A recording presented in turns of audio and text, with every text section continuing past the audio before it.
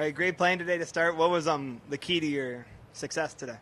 I would say today definitely putting was the highlight. I felt like I rode the putter very nicely, hold a lot of footage.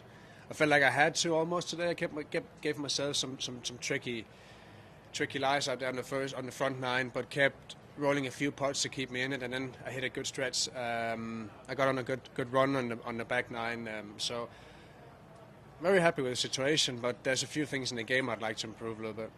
What would you like to improve? I just felt like I had a few destructive tee shots today. I feel like it's a course that can look a little bit awkward at times with the desert and small dog legs, and I hit the water a couple of times, so I'd like to minimize that the next few days. What made you decide to come play here this year? There's a few things. First of all, I've heard a lot about the event and I've seen it on TV, and you got to experience that at some point. So, and I think also if I'm going to play in New York later this year, it would be a good prep.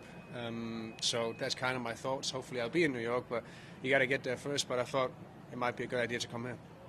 Did you were you keeping an eye at all on Rasmus's scores throughout the day? I mean, like, were you paying any attention, looking at the leaderboards at all? There was a few times where I looked over. We walked down 11, and he was on 15, and there was a leaderboard, and I saw he was 3 or 4 under, and I said, yeah, doesn't surprise me. He's played well for a long time, and I'm happy to see him play well. So hopefully we both keep it up. He said that he was going to watch you maybe from the clubhouse if you showed up on TV, but he wasn't going to come back out and watch you at all. Are you a little offended at all that he didn't? No. I mean, we don't do that in tournament days. When one of us is finished and it's on a Sunday and somebody's in contention or you missed the cut, we tend to go out and watch the back nine. But we got our own career and we gotta focus on that. If he's got some work to do, he's got to do that. So no, I don't expect him to come out and watch. He said that you maybe were a little quieter than he was when I asked about your guys' personality and similarity and difference. What's your response to that? How would you describe each other's personalities?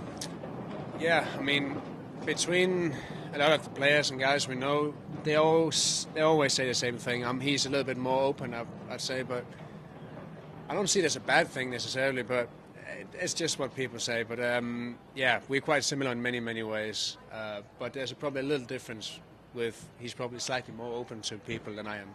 Are you guys going to chat in the clubhouse now that both of your rounds are done? Yeah, at some point. We're staying rooms next to each other in the hotel, so we'll definitely catch up at some point. But I'm heading over to the range after this. Do you remember the first time you played in front of a big crowd that struck you, that you felt kind of different? I remember first time I played in Denmark. It was pretty cool. It was back in 2017.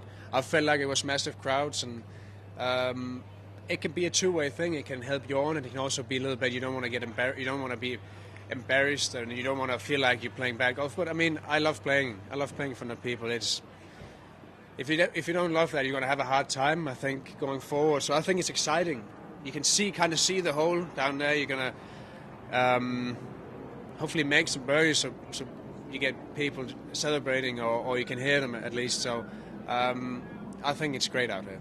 Do you add it, do you change your yardage by a couple on 16, or does it not, for adrenaline, or does it not factor that way?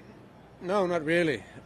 It was, if you had to say anything, it didn't play too bad today. It was a slight wind off the right, 145 meters, so it was a little bit off a 9-iron. So if it was a 7 or 6 or 5-iron, it would feel a little bit different, I think.